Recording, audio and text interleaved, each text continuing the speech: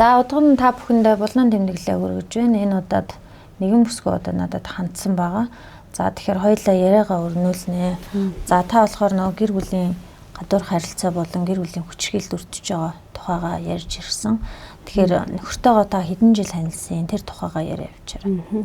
За би 4 хүүхдтэй нөхөртөөгөө 26 дахь жилдээ амьдарч байгаа. 2001 онд 1-р курсын оюутан багтаа танилцаж тэгээд 2000 онд тэгээ 2001 онд гэр бүл болж хоримнаараа хийж 2002 онд анхны охин маань төрсөн. Тэгээ бид хоёр анх сууж байхдаа бол би бол хөдөөний тийм алчин айлын хүүд.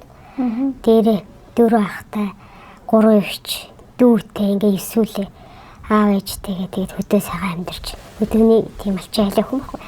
Манай хүн болохоор аав ээж нөмөр санд ажилладаг тийм жирэнлэг бас нэг жирэнлэг айлын хүн.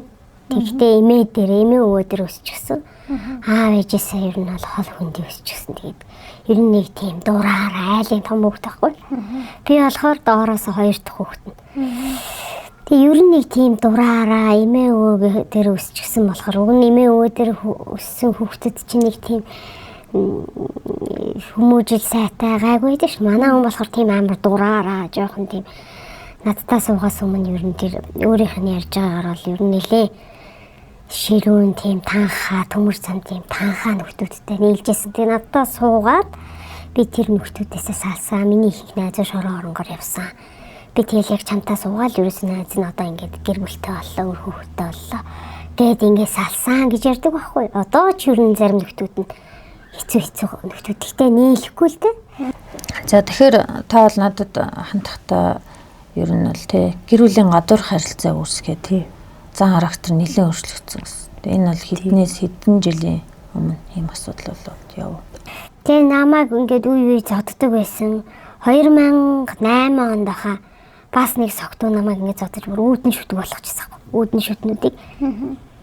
Тэгээд яг тухайд шүтнүүдийг ингээд янз бүр тэр бол надад бүр амар ингээд хүнд цохилт ингээд аюу хэцүү байсан. Яг эмэгтэй өнөө гоосоо ангиж юм аа. Тэр нь ингээд халц. Юус санаас гардаг. Тэгэл яг би асар их твцсэн. Тэгээд одоохоос нэг 3 жил болох ч юм уу. Нэг өдөр ингээд манай хүн юу яадаг гэсэн. Мобиком дээр нэг утасны ченж залуу байдаг хгүй. Тэр залуутай олон жил л нэг амар тийм найз биш таньдаг. Тэгээд нөгөө ингээд дугаарууд авч исэн баггүй юу. Тэгэл би яг тэр залууг мэддэг нэг даруухан намаа залуу байдаг. Эхнэр нь ямар хүн байдгийг би мэддэггүй. Манай хүн хасиг мобикомоор уцаан анзлаа. Мобикомоор тэглээ инглээгээл тэгжил байдаг. Ер нь л одоо бодохоор мобикомоос алхаа байсан байж нэг удаа. Нэг одоо ингэ бодохоор. Тэгэл ажиллаж их болохоор ерөөсөө аюу заавгүй байдаг.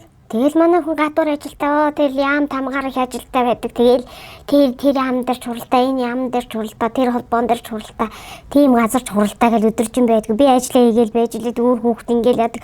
Манай хүн хөдөө гадаа аюу их явдаг бас байсан. Тэгэхлээр тэгэл тэр болгонд аюу их харахгүй бол бүр нэг хэсэг амар харханд орсон.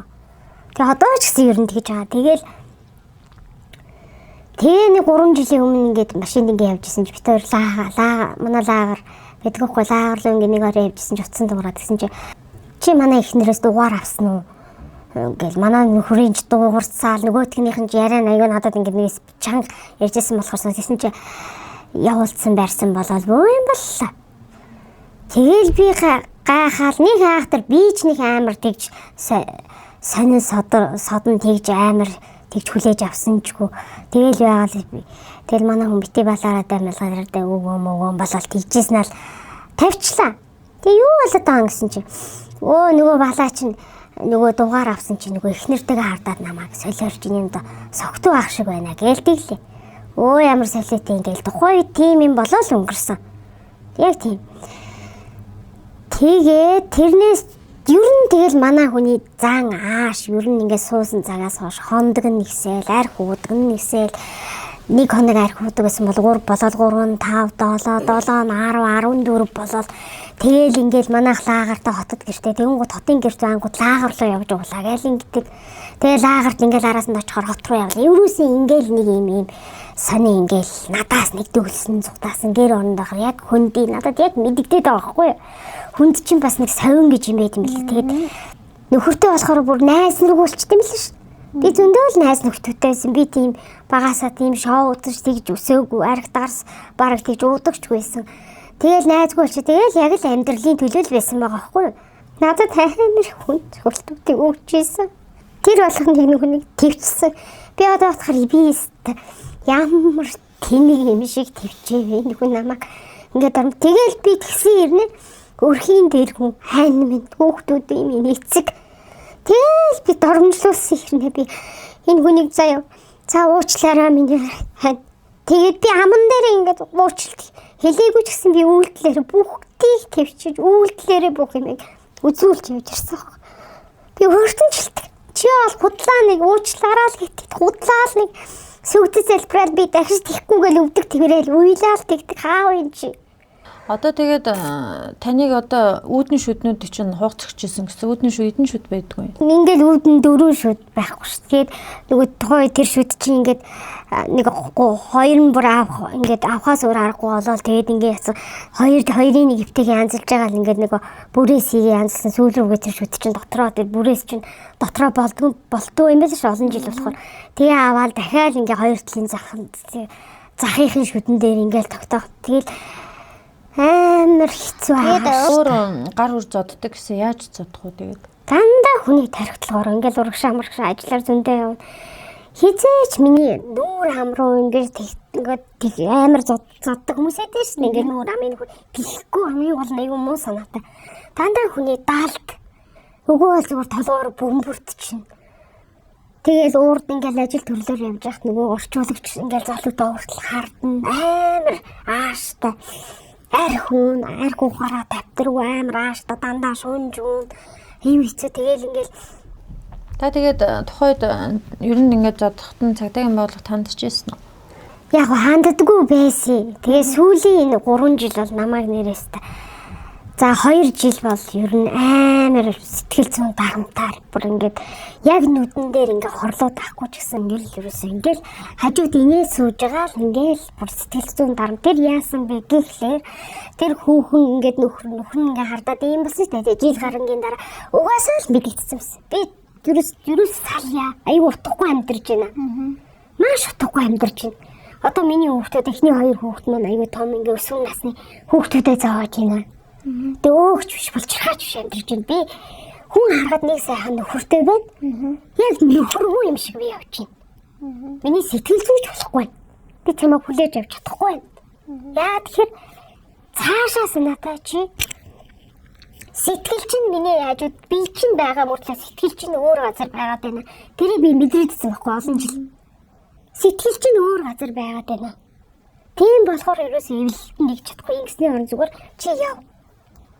Тэр явах газар тэр сэтгэл чинь байгаа газар очиж. Хэзээч би одоо тэ хүүхэнтэй болсон байсан чи хүүхэнтэй болчих тэлээ инглээ гэж би араас чаргууцалж идэггүй. Тэглээ би зөвхөрсөн байхгүй. Тэгэхээр манай булган тэмдэглэл бол дандаа гэр бүлийн хүчирхийлэлд өрцсөн. Гэр бүлийн хүчирхийлэл гэдэг чинь заавал зодож нүтгэхээс эхэлдэггүй. Би хэлний сэтгэл тий одоо бас юм бүр ингээд нэг уналтанд оруулцдаг, бүр химэлж дуусгах идэг бас хөвчөд идэг байхгүй гар хөрөхгүй ч гэсэн сэтгэл зүгээр нь унгаж идэг. Тэгэхээр та бол одоо ингээд 26 жилийн хугацаанд амьдарч байхад хамтдаа босгож бүтээлсэн амьдрал нөгөө тал дээр нэг бие 4 хуваалаа. 4 сагаа хүүхэдтэй. Гэтэл ингээд баараар яваа буудлаар хоноглоод нэг гарахаараа 7-8 хоног гэртээ ирэхгүй орж ирэхээрээ зодно. Зодохоор одоо эмэгтэй хүний одоо гоо сайхан ингээд 4 шүдийн цөм цөхөө аждаг ийм зүйл байж болохгүй. Тэгээ та ер нь одоо ингээд бүсгүүчүүд манд тэгдэг байхгүй. Одоо үр хөвгтэй бодоод хууль нээлтийн байгууллагад нь хандаж чаддгүй. Алдар нэр хүндийг бодоод заа шиг яах ингэж бодвол тэгээ өнгөрөөчдөг. Дараа яг ингээд нөгөө асуудал манд амжираад одоо асуудал хүндрээд ирэхээр хуулийн байгууллагад өмнө хандж ирсэн түүх байдгүй. Өмнө гэр бүлийн хүчирхийлэл үлдэж ирсэн гэдэг тийм түүх байхгүй учраас анх удаа гэр бүлийн хүчирхийлэл үлдэж байна гэж бас хуулиндаас тийм байр байдал үүсгэж идэв юм шиг байна. Тэгэхээр давтан дээр мэдээж одоо гэр бүлийн хүчирхийлэл гэдэг зүйлээр арга хэмжээ авахулдаг шүү дээ. Тэгэхээр та бас өөрийгөөс ингээд нэг эрүүл мэнд дээрээ хохироод хоёрт одоо ингээд санхүүгийн ямар нэгэн эрх мэдэл байхгүй өгснийн лавдаг гэдэг чинь өөрөө тааж бас хамт босголцоо одоо энэ тэгэхээр эн чинь бас нэг хамтын босгосон амьдралын бас эн чинь бас юм гэж үсэн шүү дээ. Тий. За тэгэхээр тэр нэг хүүхэн тань руу залгаад бас нэг доромжилсан тухай ус байсан. Тэгээд жил тэр нөгөө хүүхэн гээд нөхөр нь хардаад тэгж байгаа шүү дээ. Тэрний нэг жилийн дараа угаасаа нөгөө манай ингээд намайг ингээд зовоогоод байгааг миний ах ихсээр би хизээж ах ихс нартай бас нуугаад хэлдэг байхгүй. Тэгтэл манай хүмүүс ингээд мэдээд байгаа шүү дээ. Тэгээл нөгөө архт арс уудаг, хоног тойруулж ингэж явдгийг манайх мэднэ. Тэгээд нэг удаа манай дүү, манай ихснэр ч гэсэн нэг дүүн ингээд ахт. Тэ нөгөө би хэлэхгүй шүү дээ. Би хүний амьдрал бас ингээд яах вэ? Их чахаа зовоогоод яах вэ гэл хүнд үзүүлсэн юм л. Тэгээ хүнд үзүүлсэн чинь наад хүн ч угаасаа ингээд юу юм биш дээ. Тустай амьдралтай хүн болцсон байсан. Тийм хүн биш дээ. Игч чи мэдчихэж штэ. Би мэдчих. Би угаасаа яг энэ хүүхэн ингээд байсан. Тэгээд тэгсэн чинь манай игч бас ингэж хэлж байна аа. Тэгтээ чи битээ хагараа чамайг төвчээд ингээд хагараа гэл тэгэл хэлсэн. Тэгээ би нөгөө тэсэхгүй багтраад нөгөө нөхөртэй нэрчихгүй. За. Нөхөртэй нэрээд чи наа танаа ихнэр чи ингээд байна гэд тэгсэн чинь нөхөр нь спикертэй зөө тавьж байгаа нөхөртэй суу. Тэгсэн чинь нөгөө ихнэртэй сонсгоч. Ихнэрийн шууд уцыг булааж авснаа. Оо нөгөө пэмэ уншаал гिचийн хоогоор нь дуудаал чи арчаагүй дээ чи нөхрөө ингэж явуулж байгаа эцтэй чи тийм л юм бол чи доотхоо юулахгүй яасан гэж хэлж байгаа байхгүй юу? Тэр хүнийг би танихгүй. Тэг тэгж хэлж байгаа үг нь за яах вэ? Тэр намайг арчаагүй инээ тэрэ гэж дуудаж болно. Юу ч гэж болно. Эцсийн хүн ална гэж. Би бодсон юм нь миний тухайд бодогдсон юм болохоор энэ хүн намайг яасан сайн мэдчих юм. Миний доотх одоо ойсоо оёогүй яасан сайн мэдж байгаа энэ хүн. Тэр л надад амар туссан байхгүй. Бүр гэхдээ би ер нь амар юм төвчж сурсан байхгүй. Эхлээд би ингээ арай жоохон залуу байхдаа амар ингээд уурлаад бухимдаад орилж шахчаад ингэдэг. Тэнгуутаа би яах юм бэ? Миний зүрх өвддөг болсон байхгүй. Би тэгээд өөрийгөө амар байрж ингээ төвчдөг болсон байхгүй. Тэгээ би тухайн үед тэг доромжлал тэгээд тэгсэн чинь өмгөөлөгч нь гэдэг нэг хүүхэн басгаа орилж шахлаад доромжлаа. Орилоод харна. Уцаа салгацсан. Тэгээ би нөхөрлөгөө хараа инээсэн байхгүй. Энэ хүн намайг ямар сайн мэдж байгаа юм бэ? Бүрээсээ чи зүгээрээсээ хүнийг чи доромжллаа, моромжллаа. Нөгөө хүүхний өмөрөө. Чи зүгээрээсээ хүнийг доромжилж штэ чи. Гээ загнаад уурлаад байгаа байхгүй. Яг тийм болсон. Ер нь бол энэ хүчирхийллийг удаа ерөөсөө даамжруулж болохгүй. Одоо магадгүй нэг хүчирхийллийг даамжруулж байгаад гарт нь амиа алдахыг үгүйсэхгүй. Нөгөө тал дээр та өөрөө бэртэж гэмтэх тийм ээ ямар нэгэн байр байдлаар эрүүл мэнд чинь хохирол очихыг үгүйсэхгүй. За тэгээ 4 хүүхэдтэй та ээж нь хэрэгтэй. За эр хүн бол одоо тэгээд нэг тархин эргэцэн бол бас хэцүү ингээ явцдаг. Одоо тэгээд үдийн нас нь 50 нас үрж иж архины хамааралтай гарч ор тэнэд буудал шуудлаар хоноод ахаар ихнэр хүн яаж 50 амрах уу тий. Тэгэхээр та ер нь бол одоо ер нь бол эцсийн заммөр бол ер нь бол салил гэсэн ер нь бодолтой байгаа шүү дээ тийм үү. Үнэхээр тэгээ яг тэр үеэс эхлээ тэр хүүхэн тэгсэн үеэсээ бүр их ааш нэвдэрсэн. Тэнгуутаа надаас хайж хэлсэн. Яагаад ингэж байгаа юм бэ? Би бодлоо л та. Өөрийг нь ингээд өөрийнх нь нөгөө бузар булаа юм мэдэгдэнгүүт энийг дуугүй байлахгүй бол болохгүй гэж бодсон уу намайг бүрээсээ ангийн найз тааманд хүртэл хардаж бүр ярьж бүр тэхийн би бүр үнэхээр манай найз нар хүртэл гарах эрэгтэй хүмүүс рүү.